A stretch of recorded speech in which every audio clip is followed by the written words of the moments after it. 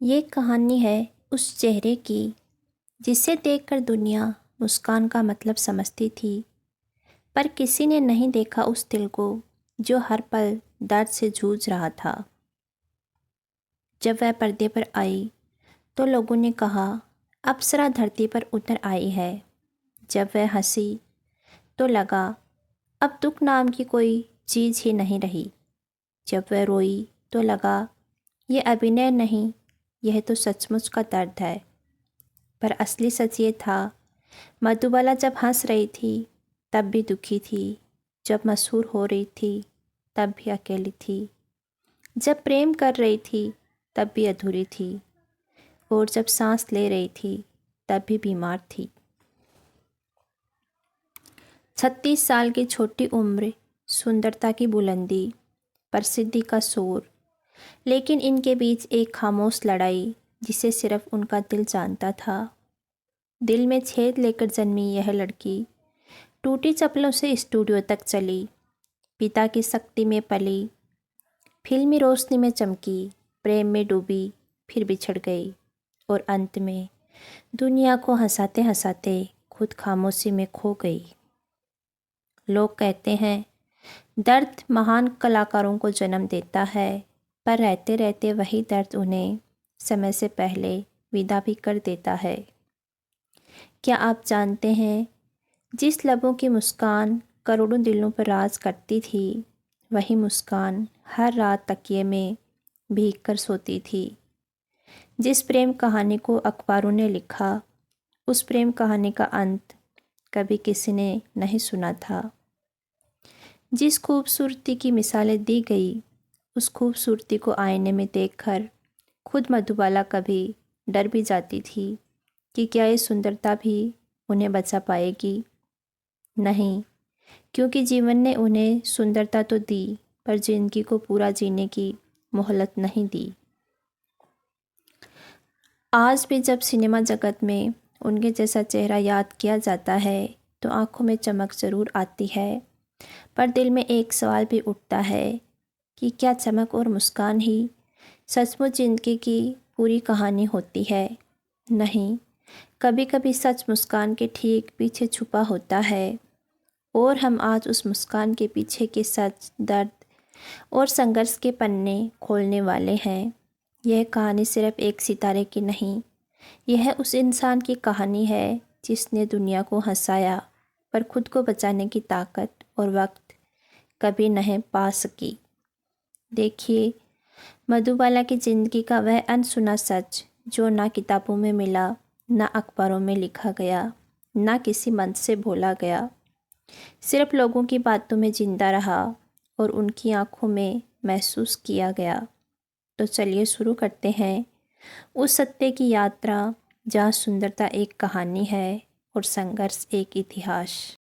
Madhubala Hindi cinema के इतिहास का ऐसा नाम है जिसे लोग सिर्फ एक अप्सरा से सुंदर अभिनेत्री के रूप में जानते हैं, पर उनकी असली कहानी उससे कहीं गहरी, दर्द से भरी हुई और प्रेरणा देने वाली है।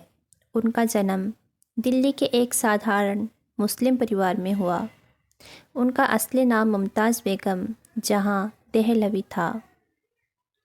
उनके परिवार में कुल 11 भाई बहन थे, जिनमें मधुबाला 5वीं संतान थी। उनका परिवार बहुत बड़ा ज़रूर था, पर आर्थिक स्थिति बहुत कमज़ोर थी। पिता कठोर स्वभाव के व्यक्ति थे। बहुत मेहनत करने के बावजूद उन्हें घर चलाने में बहुत कठिनाई होती थी। ऐसे में जब मधुबाला छोटी सी थी, तभी से उनके कंधों पर परिवार की मदद का बोझ आ पड़ा था।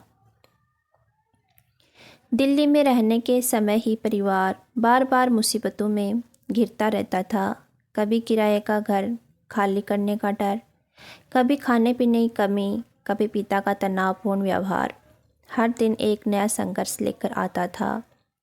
इसी बीच जब मधुबाला 7 साल की थी, तब परिवार दिल्ली छोड़कर मुंबई चला गया ताकि बच्चों का भविष्य बेहतर बन सके।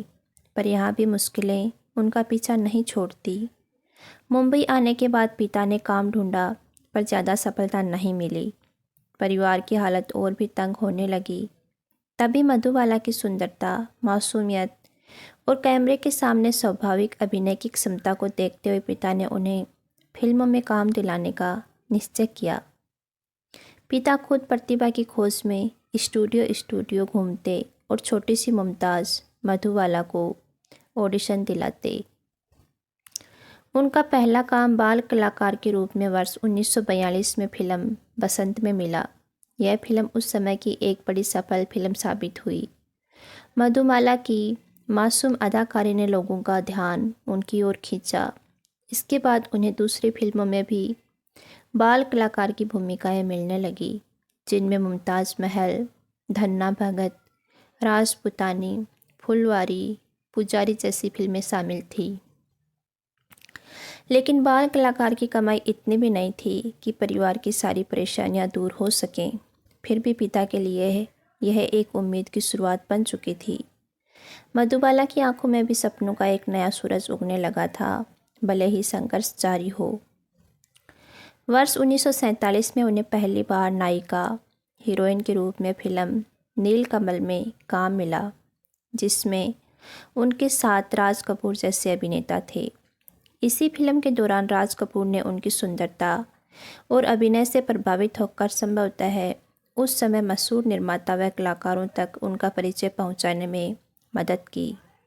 इसके बाद वर्ष 1948-49 में लाल दुपट्टा, 24 घंटे, पराई आग जैसी फिल्मों में भी उन्हें प्रमुख भूमिकाएं मिली। पर असली पहचान उन्हें वर्ष 1949 में फिल्म महल से मिली। यह एक रहस्य व रोमांच से भरी फिल्म थी, जिसका संगीत भी अत्यधिक लोकप्रिय हुआ। इस फिल्म में मधुबाला ने एक भूतिया प्रेमिका की भूमिका निभाई थी, जो सिर्फ चेहरे से नहीं, अपनी आँखों व भावनाओं से पूरी रहस्यमयी कहानी कह देती थी। इसी फिल्म के प्रसिद्ध गीत आएगा आने वाला ने उनके नाम को हर जुबान पर ला दिया। यह फिल्म भारतीय सिनेमा की शुरुआती रहस्य रोमांस फिल्मों में से एक थी और मधुबाला ने अपनी खूबसूरत उपस्थिति से उसे अमर बना दिया। फिल्म महल के बाद वे रातों रात प्रसिद्ध हो गई।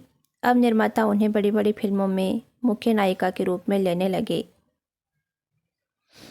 वर्ष 1956 में फिल्म चलती का नाम गाड़ी की शूटिंग के दौरान उनकी मुलाकात अभिनेता किशोर कुमार से हुई।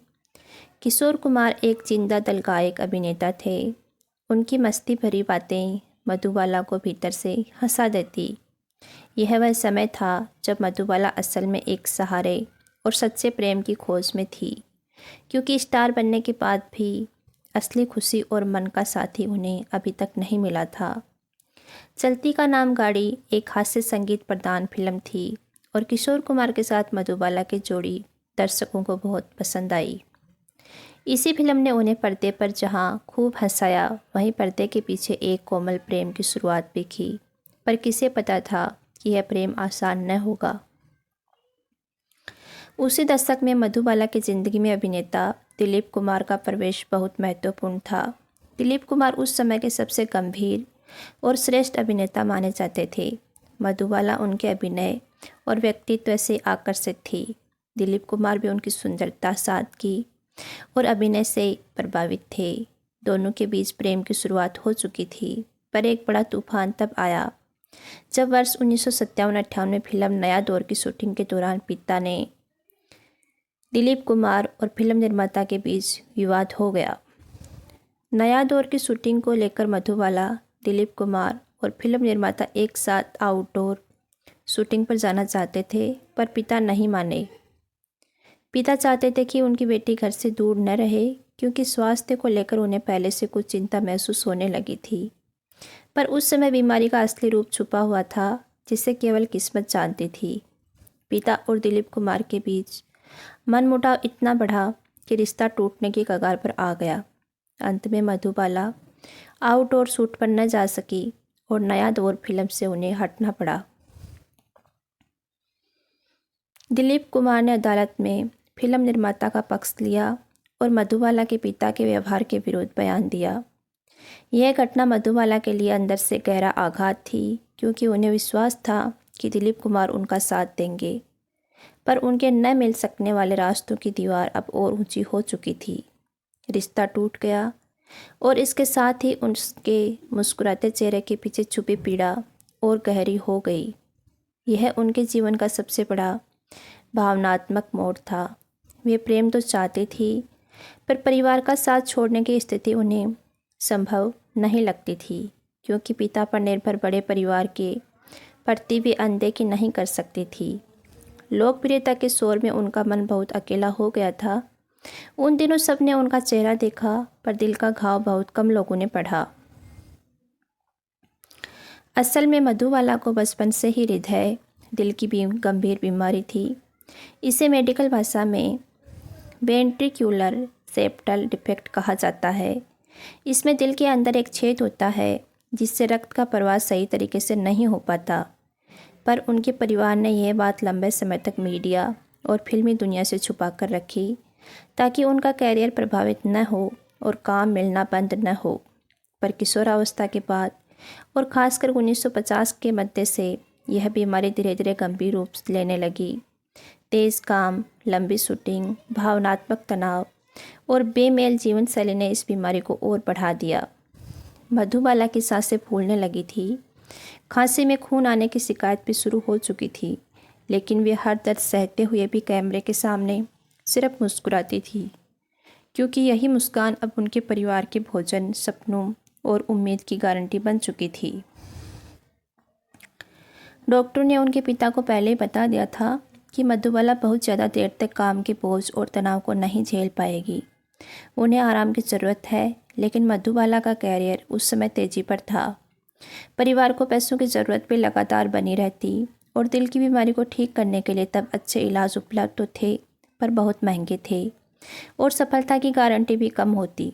पिता ने इलाज से ज़्यादा फिल्मों पर भरोसा किया ताकि बेटी काम जारी रखे, प्रसिद्ध भी बनी रहे, परिवार भी चलता रहे। पर इस निर्णय की कीमत शायद खुद पिता भी नहीं समझ पाए थे कि कितनी भारी होगी। वर्ष 1960 में मुग़ल आज़म की सफलता के दौर के बाद वे और भी बड़ी स्टार बन चुकी थी। अब वे न सिर्फ अभिनेत्री थी, बल्कि सौंदर्य की जीवित मिसाल बन चुकी थी। मगर इसी सफलता के साथ उनका स्वास्थ्य और बिगड़ने लगा।